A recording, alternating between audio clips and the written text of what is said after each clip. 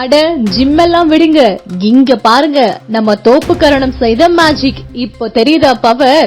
இப்போதைய ஆசிரியர்களும் சரி, மாணவர்களும் சரி, பள்ளிகளும் சரி, எந்த ஒரு தண்டனையும் அளிப்பதும் இல்லை, வாங்குவதும் இல்லை. காரணம், குழந்தைகளை ஒரு அடி அடித்து விட்டால் போராட்டம், ஆர்ப்பாட்டம், வழக்கு, கைது என ஆசிரியர்களை ஒரு வழி ஆக்கி விடுகிறோம்.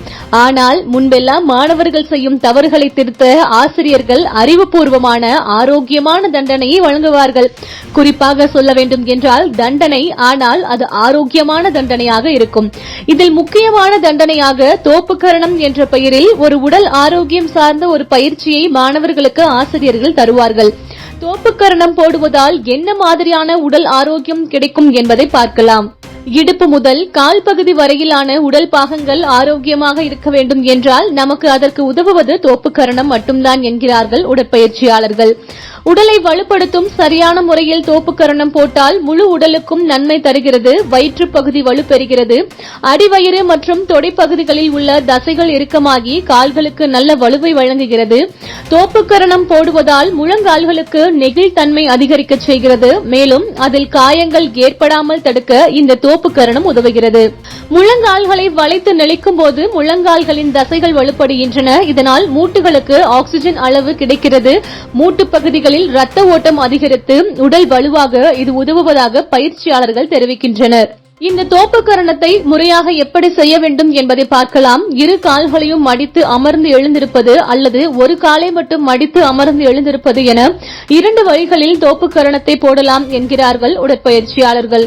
தோப்புக்கரணம் போட எளிதாகவே செய்துவிட முடியும். தோப்புக்கரணம் போடுவதால் உடலின் ஆற்றலை அதிகரிக்க செய்கிறது. சரியாக செய்யும் போது வேகமாக ஓடவும் அதிக உயரம் குதிக்கவும் இந்த தோப்புக்கரணம் உதவுகிறது. எத்தனை வேகமாக ஓடுகிறீர்களோ அத்தனை வேகமாக ஓடும்போது உடலின் ரத்த ஓட்டம் அதிகரித்து உடல் வலுவடைகிறது. எனவே நீங்கள் ஓட்டப்பந்தய வீரர் என்றால் கட்டாயம் தோப்புக்கரணம் போட வேண்டும் என பயிற்சியாளர்கள் அறிவுறுத்துகிறார்கள்.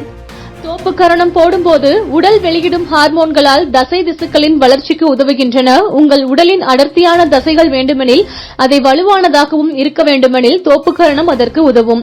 உடலில் சேரும் தேவையற்ற கொழுப்புகளை இந்த தோப்புக்கரணம் உறுதுணையாக இருக்கிறது. இதனால் உங்களின் உடல் எடையை குறைக்கவும் இந்த தோப்புக்கரணம் உதவுகிறது. கலோரிகளை எரிக்க நினைப்பவர்கள் நாள்தோறும் தோப்புக்கரணம் போட்டால் போதும். வழக்கமான உடற்பயிற்சிகளுடன் தோப்புக்கரணமும் போட்டு உங்கள் உடல் எடை குறைக்கலாம்.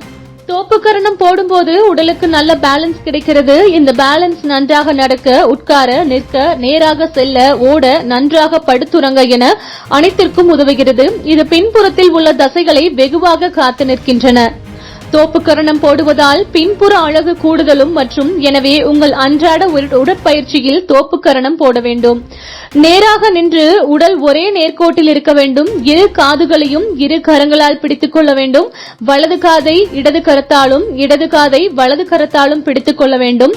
காதை அடிப்பகுதியில் தான் பிடிக்க வேண்டும். அதுதான் தோப்புக்கரணம் போடும் முறை.